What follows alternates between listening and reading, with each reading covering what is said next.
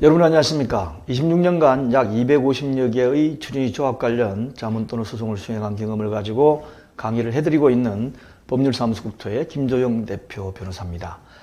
재건축 재개발조합의 공사계약 작성 17번째인데요.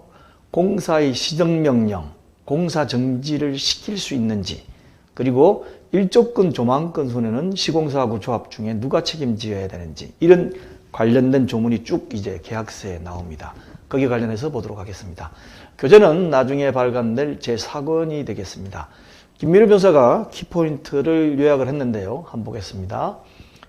시공자가 공사를 진행하는 중에 설계도서나 계약 조건을 위반하여 공사를 하는 경우가 들어 있습니다. 이런 경우에 1차적으로는 공사감리가 시정명령을 내리거나 공사를 정지시킨 뒤에 위반사항을 해결하고 공사를 진행해야겠지만 현실적으로는 그러지 못하는 경우가 많이 있습니다. 이때는 조합이 적극적으로 나서서 위반사항을 해결해야 합니다.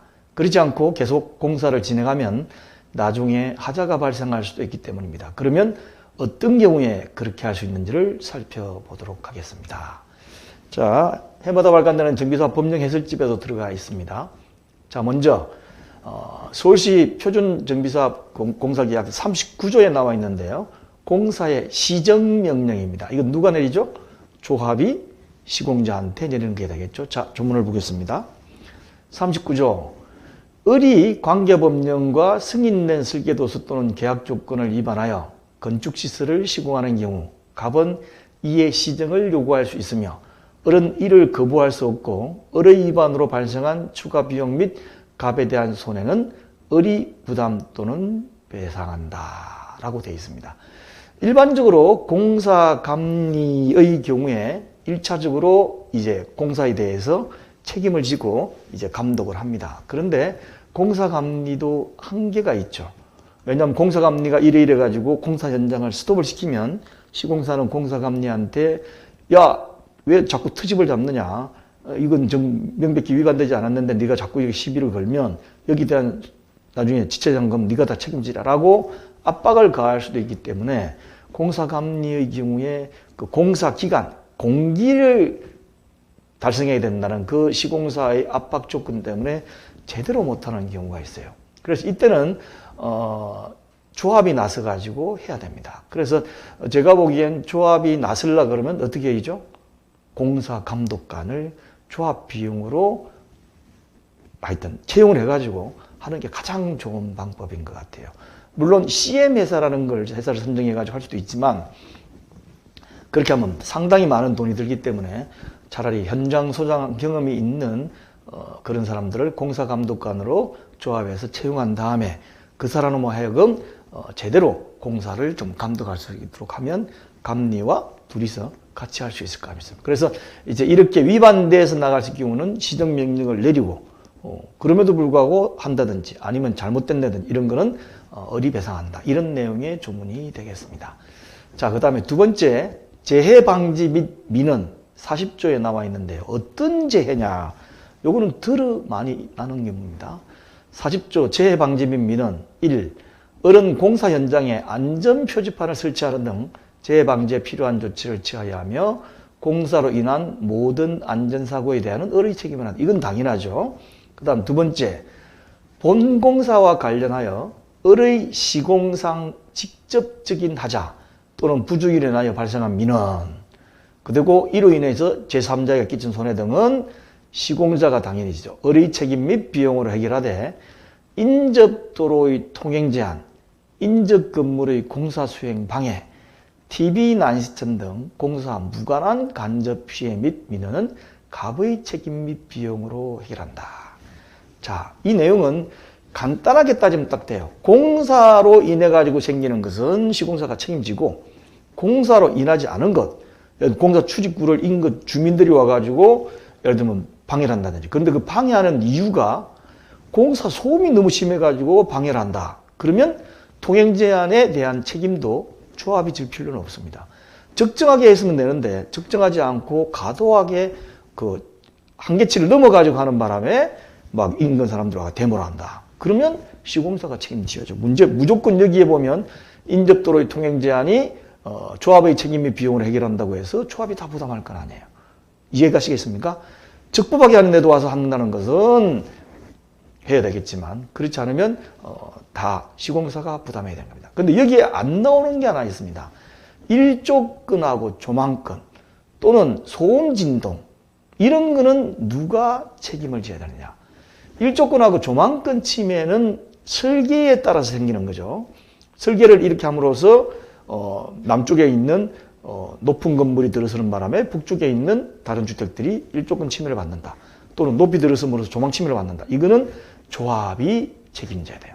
대신 발파로 인한 소음, 진동, 그리고 그로 인한 균열, 무너지는 거 이런 것들은 다 시공자가 책임을 집니다. 그래서 보통 이렇게 없는 거를 넣어오는 경우도 있고 아예 조합에서 넣는 게 낫습니다. 자, 그 다음에 이제 3항. 건축물 및 시설의 인계 전에 발생한 공사 전반에 관한 인적 물적 손해에 관하여 의리 보상, 배상 및 원상복구의 책임을 지며 또한 건축물 및 각종 시설물 인수 인계 이후에도 부실시공으로 판명되어 물적 인적 손해가 있을 경우는 을에게 그 책임을 진다. 당연한 거죠. 네, 이 내용 똑같습니다. 그 다음에 이제 을은 재해 방지를 위하여 특히 필요하다고 인정될 때는 미리 긴급 조치를 취하고 즉시 이를 갑에게 통지해야 한다. 당연한 내용이고, 그 다음에 갑은 재해 방지 기타 공사의 시공상 부득이하다고 인정될 때는 을에게 긴급 조치를 요구할 수 있다. 이 경우 을은 즉시 응해야 하며 을이 갑의 요구에 응하지 않는 경우 갑은 제3자로 하여금 필요한 조치를 하고 있었다. 그 다음에 응급조치에 소요된 경비는 실비를 기준으로 각각 을이 협의하여 부담한다. 당연한 조항이고 별 문제가 없는 조항이 되겠습니다. 그 다음에 이제 기성 부분에 대한 손해 책임이 있어요. 기성. 일단 만들어 놨는데 공사를 해가 올려놨는데 거기에 대해서 손해배상 책임을 진다. 이게 어떤 내용일까요? 41조입니다. 있을 수 있는 내용이에요. 41조 기성 부분에 대한 손해 책임. 건축시설의 기성 부분에 대하여 을은 선량한 관리자의 주의 의무를 다하여 관리한다. 2항 건축시설의 준공검사 전에 천재지변으로 인하여 건축시설의 기성 부분에 손해가 발생할 경우 그 손해는 을의 부담으로 한다. 다만 발생한 손해가 기성공사 금액의 3분의 1을 초과했을 경우는 초과 부분에 대하여 각각 을이 협의하여 부담한다 라고 해서 어느 정도로 조합 측이 유리하게끔 되어 있습니다. 근데 일반적으로 시공사가 올 적에는 천재지변으로 인하여 손해 발생한 경우는 조합이 부담한다 라고 오는 경우가 많이 있어요. 그리고 그걸 모르고 그냥 도장을 찍는 경우가 많습니다. 천재지변 생기겠어? 있을 수 있지 않습니까? 요즘 같은 시기엔 충분히 있을 수 있습니다. 지진, 해일, 여러 가지 부분에 인해 가지고 무너져 내릴 수가 있죠. 그랬을 경우에 둘 다의 책임이 있는 사유에 의한 것이 아니잖아요. 천재지변은. 그래서 어떤 면에서는 차라리 2분의 1씩 하자 라고 하는 게 나을 수도 있습니다. 그래서 이거는 서로 약간 일어나지는 가능성이 적지만 줄다리기를 해가지고 어느 쪽이 좀 더 유리하게 하나의 부분이기 때문에 일단 요거를 조합이 다 부담한다. 이거는 절대 하시면 안 됩니다. 네 번째, 이제 공사의 일시정지 42조인데 이 다음 부분에는 같이 한번 보도록 하겠습니다. 이 영상은 중간에 제가 말씀드리는데 홈페이지 가면 계속 볼 수 있습니다. 자, 공사의 일시정지 42조. 갑은 다음 각 호의 경우에는 공사의 전부 또는 일부의 이행을 정지시킬 수가 있다. 조합이 공사의 전부 또는 일부를 정지할 수 있다는 거죠. 어떤 경우냐? 공사의 이행이 계약 내용과 일치하지 않는 경우. 예를 들면 설계도면하고 다르게끔 공사를 해나간다는 게 공사감독관이나 아니면 공사감리로부터 보고가 될 경우. 그 다음에 공사의 전부 또는 일부의 안전을 위하여 공사의 정지가 필요한 경우. 재해 방지를 위하여 응급조치가 필요한 경우 있죠. 또 이렇게 해가지고 정지를 시킵니다. 정지를 시키면 어떻게 되죠? 일단 지체 없이 시공자는 정지사임의 정지기간을 통지를 하는데 어떻습니까? 정당한 사유로 인해 가지고 정지가 된 경우는 어떻습니까? 일반적으로 볼 때 시공사가 책임져야 되고, 그 다음에 나중에 보니까 을이 책임질 사유가 아닌데 조합이 그냥 정지시켜버렸다. 미리 겁을 먹고. 아니면 전혀 다르게 공사하는 게 아닌데도 정지시키다. 이러면 어떻겠습니까? 조합이 책임지는 걸로 되겠죠. 그런 내용을 적어 놓은 거기 때문에 통상적으로 별 문제가 없는 조문이고 이대로 지공되고 있습니다. 한편 마지막으로 시공자가 공사 정지를 하는 경우도 있어요. 시공자가 일반적으로 시공자가 잘못할 때 조합이나 공사감리나 감독관이 정지하지 마, 이거 확인하고 해, 이렇게 하는데 시공자가 스스로 정지하는 경우가 있습니다. 어떤 경우가 있을까요? 갑의 의무 불이행에 따른 을의 공사 정지인데, 을은 갑이 계약문서 등에서 정하고 있는 계약상의 의무를 이행하지 아니한 때에는 갑에게 계약상의 의무 이행을 서면으로 요청할 수 있고, 요청받은 날로부터 14일 이내에 이행할지 여부를 이제 시공사한테 통지하는데, 통지 안 해오면 그 다음 날부터 정지할 수 있다는 거죠. 그래서 각종 계약상에 여러 가지 의무가 있습니다. 보시면 이주 완료 기한, 관리처분계약 인가후, 조합원 분양계약 기한 등이 있는데, 이러한 계약 기간에 대한 그 기한을 제대로 안 한다 그래가지고 시공자가 정지시키는 경우가 있을 수가 있어요.